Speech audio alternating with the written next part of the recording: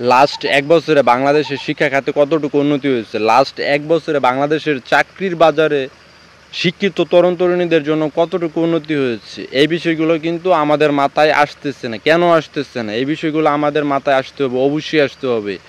কারণ আমাদের শিক্ষিত তরুণ তরুণীরা কেন বেকার, কেন আমাদের দেশের শিক্ষিত তরুণ তরুণীরা ঘুম থেকে উঠে বাহিরের দেশে যাওয়ার স্বপ্ন দেখে প্রতিদিন প্রতিনিয়ত, কেন আমাদের দেশের হাজার হাজার লক্ষ লক্ষ শিক্ষিত তরুণ তরুণীরা বেকার, এদেরকে সঠিক কর্মসংস্থানের সুযোগ করে দেওয়া হচ্ছে না? কেন দেওয়া হচ্ছে না? আমাদের এই লাস্ট এক বছরে শিক্ষা খাতে কতটুকু উন্নতি হয়েছে, আমাদের এই লাস্ট এক বছরের শিক্ষিত তরুণ সমাজরা কতটুকু চাকরির সুযোগ সুবিধা পেয়েছে, আমি আর চোখে তো ওই রকম বলার মতো কোনো চাকরির সুযোগ সুবিধা আমাদের দেশের শিক্ষিত তরুণ তরুণীরা লাস্ট এক বছরে পায়নি। শিক্ষা খাতে বলার মতো তেমন কোনো উন্নতিও কিন্তু লাস্ট এক বছরে আমার চোখে পড়েনি। মানে এক কথায় মোটা দাগে বলার মতো লাস্ট এক বছরে কোনো একটা সেকশনে ওই রকমভাবে বলা যেতে পারে না যে এই সেকশনে খুব ভালো উন্নতি হয়েছে বা এটার খুব ভালো সুযোগ সুবিধা হয়েছে। মানে কোনো একটা সেকশনে আমি বলতে পারবো না।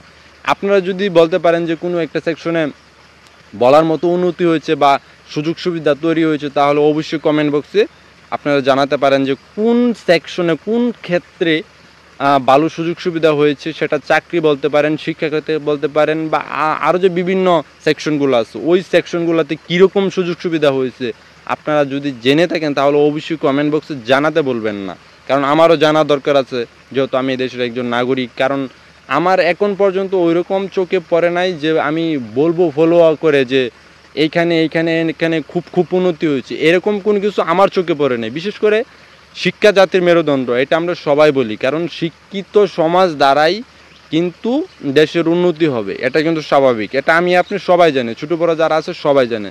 তো সেই ক্ষেত্রে আমরা দেখতেছি যে যেখানে একটা শিক্ষক নিয়োগ হবে একটা স্কুল কলেজ ভার্সিটিতে, সেইখানে লাখ লাখ টাকা লেনদেন হচ্ছে, লাখ লাখ টাকা লেনদেন হচ্ছে, মানে জালিয়াতি হচ্ছে, ঘুষ হচ্ছে। সেইখানে একটা শিক্ষক নিয়োগ যেখানে হয় সেই মহান একটা পেশা বলা যেতে পারে। মানে যে শিক্ষকরা কিন্তু জাতির কারিগর, মানে জাতি তৈরি করার, একটা শিক্ষিত জাতি তৈরি করার, একটা দেশকে উন্নত শিখরে নিয়ে যাওয়ার জন্য কিন্তু শিক্ষকের ভূমিকা অনস্বীকার্য, এটা আমরা সবাই স্বীকার করি। তো সেই শিক্ষক নিয়োগের ক্ষেত্রে যেখানে লাখ টাকা লেনদেন হয়, এই মহান পেশাটাকে আমরা কি করে ফেলছি, আমরা এই মহান পেশাটাকেও একটা ঘৃণিত পর্যায়ে নিয়ে যাচ্ছি। আজকাল টাকা ছাড়া শিক্ষক নিয়োগ হচ্ছে না, লাখ লাখ টাকা লেনদেন হচ্ছে। তো কী বলবো, আসলে বলার ভাষা নেই। আমরা এমন একটা দেশে বসবাস করি, আসলে মানে এখানে টাকা ছাড়া, ঘুষ ছাড়া যে খুব সহজে কোনো কিছু হয়ে যাবে, মামু খালু ছাড়া, মানে এটা বাবাই জানা, মানে এটা কল্পনাতেও আনা যায় না। এমন একটা দেশে আমরা বসবাস করি। এই লাস্ট এক বছরে আমরা আমাদের শিক্ষা খাতে বলার মতো কোনো রকম উন্নতি আমরা দেখতে পারিনি।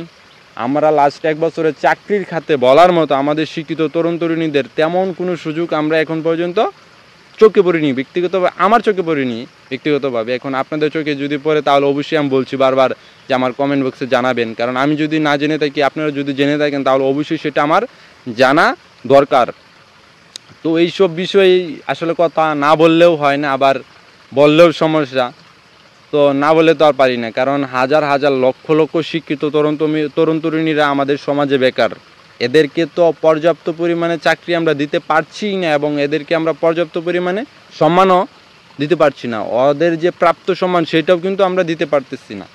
তো দেখা যাচ্ছে যে এখন বর্তমানে আমাদের দেশের ঘরে ঘরে কিন্তু শিক্ষিত তরুণ তরুণীরা বিদেশ যাওয়ার যে এক ধরনের স্বপ্ন নিয়ে তারা ঘুম থেকে উঠছে এবং ঘুমাতে যাচ্ছে। কেন যাচ্ছে? কারণ বাংলাদেশে তাদের ওই রকম সুযোগ সুবিধা নাই।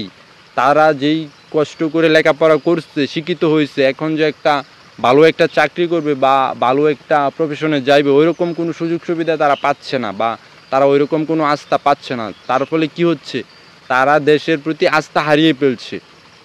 এই জন্য তারা ঘুমাতে যাচ্ছে কি একটা স্বপ্ন নিয়ে যে আমরাই বাইরের দেশে যাব, আমি বিদেশে যাব, ভালো একটা কান্ট্রিতে যাব, ভালো একটা প্রফেশনে কাজ করব, জব করব, ইত্যাদি করব।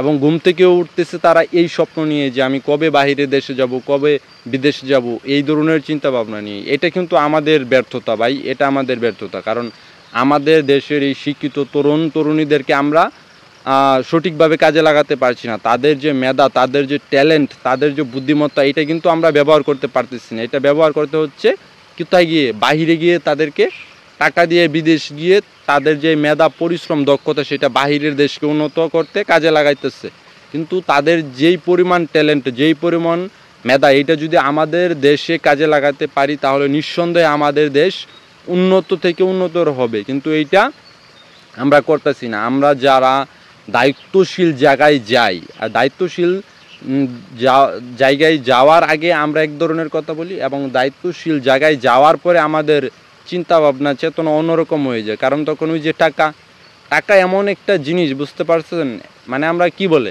আমরা সুযোগের অভাবে সবাই সৎ, যখন আমরা সুযোগটা পায়া ফেলাই তখন আমরা সবাই ভিতরে ভিতরে অসৎ হয়ে যাই।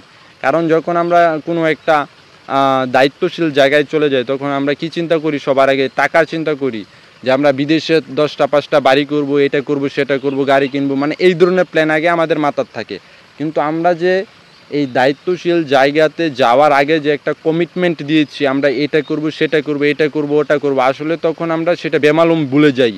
কেন ভুলে যাই? কারণ ওই যে টাকা তখন আমাদের ধান্দা একটাই থাকে, আমরা কিভাবে টাকা কামাবো। এটা একটা আলাউদ্দিনের চেরাক, কালকে ছিল না পকেটে 1 টাকা, আজকে পকেটে কোটি কোটি টাকা। কিভাবে ভাই, কিভাবে পকেটে কোটি কোটি টাকা আসে? যখন কালকে তুমি এই দায়িত্বশীল জায়গায় যাওয়ার আগে তোমার 1 টাকা ছিল না, আজকে এই দায়িত্বশীল জায়গায় যাওয়ার পরে তোমার পকেটে কোটি কোটি টাকা। এটা কি আলাউদ্দিনের চেরাক যে আমি চাইলাম পেয়ে গেলাম? এইসব ছাড়ো ভাই, এইসব ছাড়ো, এইসব দান্দা ফান্দা ছাইরা দিয়া ভালো মানুষ হও এবং মানুষের জন্য কাজ করো, মানুষের দোয়া করাও।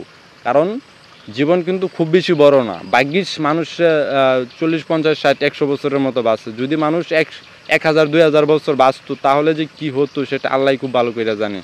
যাই হোক, ভিডিওটা বেশি লম্বা করতেছি না, কারণ এইসব বিষয়ে কথা বললে কিন্তু কথা অনেক বাইরে যা, তো এত বেশি বাড়ানোর দরকার মনে করতেছি না।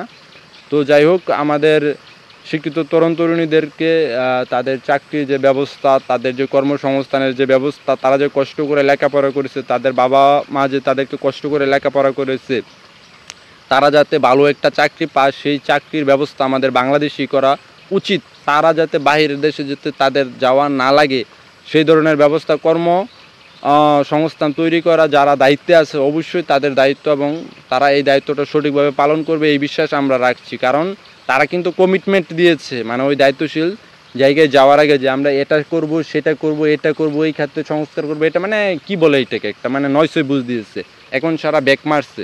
তো যাই হোক, এইসব বিষয় থেকে আমরা অবশ্যই বাইর হব। তো আমরা প্রত্যাশা করছি আমাদের শিক্ষিত তরুণ তরুণীরা চাকরির বাজারে দারুণ সুযোগ সৃষ্টি করে দেবে, দায়িত্বশীল ব্যক্তিরা, এবং তাদেরকে কাজে লাগাবে, তাদেরকে প্রাপ্ত সম্মান দেবে। তো ভিডিওটি ভালো লাগলে অবশ্যই শেয়ার করে দেবেন, এবং যারা আমার ইউটিউব চ্যানেলটি সাবস্ক্রাইব করেননি এখন পর্যন্ত তারা অবশ্যই সাবস্ক্রাইব করে দেবেন। আর ভিডিওটি এতক্ষণ শুরু থেকে শেষ পর্যন্ত দেখার জন্য সবাইকে অনেক অনেক ধন্যবাদ এবং কৃতজ্ঞতা প্রকাশ করছি। আল্লাহ হাফেজ।